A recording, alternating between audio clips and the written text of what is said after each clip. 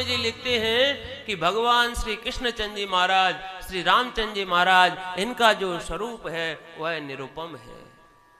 निरुपम न उपमा आन, इनकी कोई उपमा नहीं दे सकता, क्योंकि इनके जैसा कोई है ही नहीं।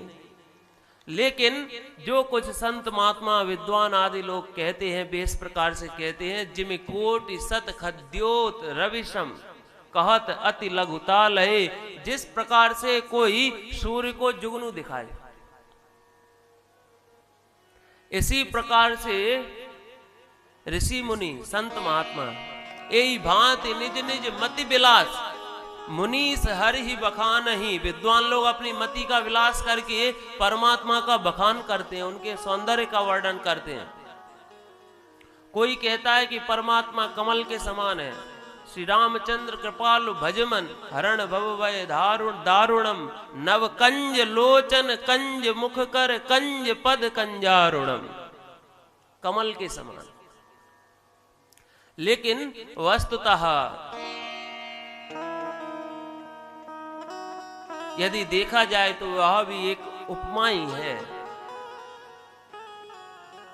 और इसी उपमा को सुनकर के परमात्मा प्रसन्न हो जाते हैं, क्योंकि प्रभु भाव गाहक अति कृपाल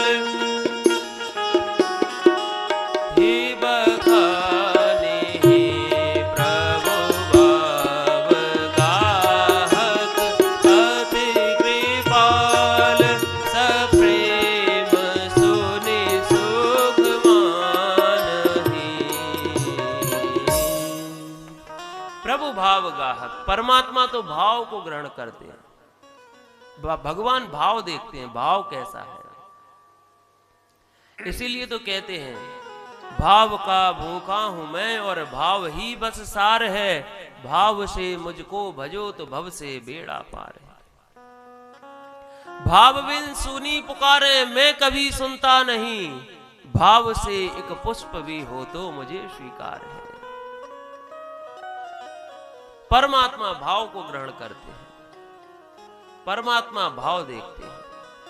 और आज परमात्मा ने जब वे ब्रज में लीलाएं कर रहे हैं तो आज गोपियों के भाव को देखा।